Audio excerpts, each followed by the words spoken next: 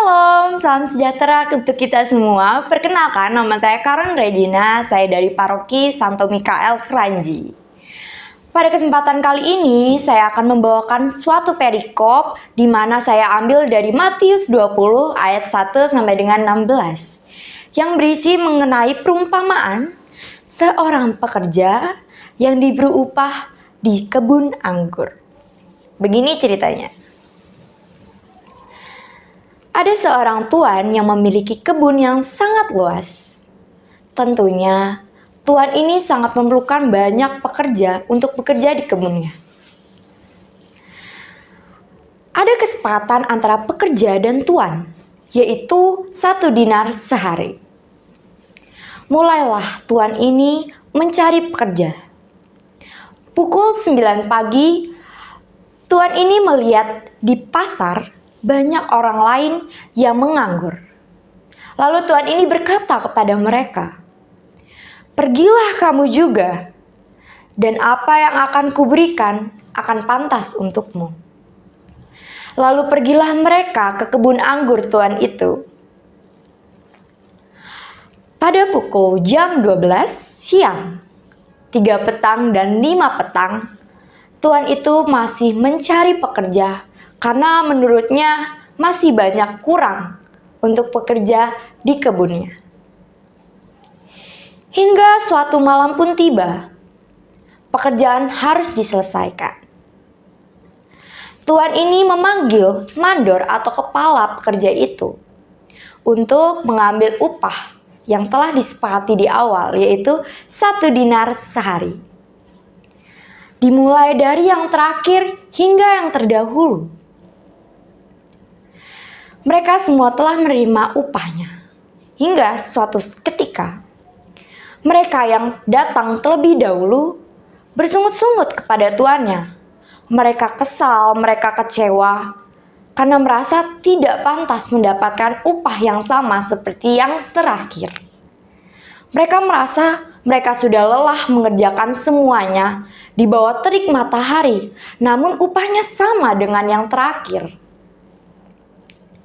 Lalu tuan itu menegaskan kepada mereka bahwa tuan sudah berlaku adil kepada semuanya. Ia bebas mempergunakan apa yang ia punyai, apa yang ia miliki.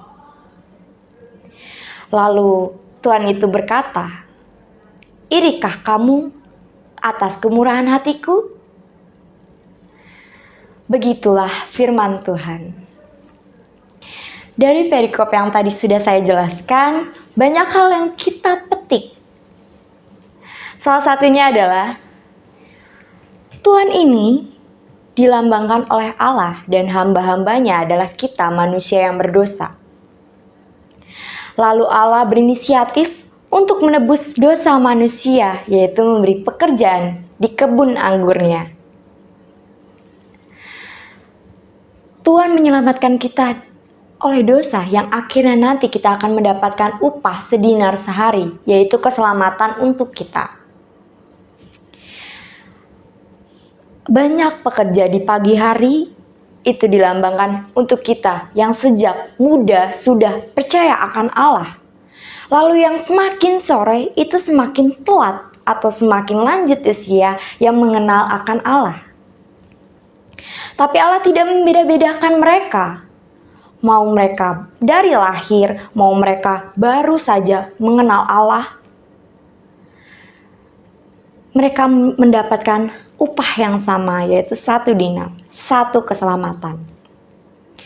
Kita hidup di dunia, kita tidak tahu kita akan mati atau kita akan menjelang ajal kita kapan.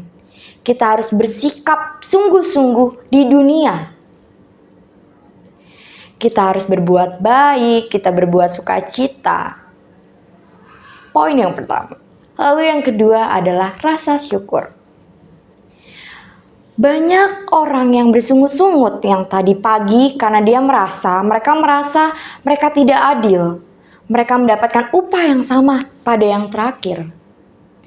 Namun mereka tidak memetik apa yang sudah Allah kasih, yaitu pekerjaan yang Mungkin di luar sana masih banyak yang tidak mendapatkan pekerjaan.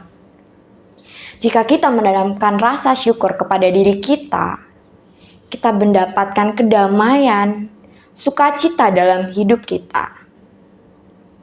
Kasih akan mengalir jika kita selalu berpikir bahwa kita akan selalu bersyukur. Satu kuncinya, kita tidak tahu kita mati kapan, kita menjelang ajal kapan, kita meninggal kapan, itu kita tidak tahu. Jadi pergunakan waktumu sebaik mungkin untuk keselamatan kita, yaitu menyembah akan Allah. Seperti itu. Lalu Yesus sendiri mengajar kepada murid-muridnya untuk tidak iri kepada sesamanya. Karena kita manusia tidak bisa memilih dan meminta kepada Tuhan apa yang telah kita perbuat. Semuanya akan sama di mata Allah. Maka berbuatlah baik di dunia ini sampai kamu menjelang ajal. Sekian perikop yang saya bawakan. Saya Caroline, terima kasih.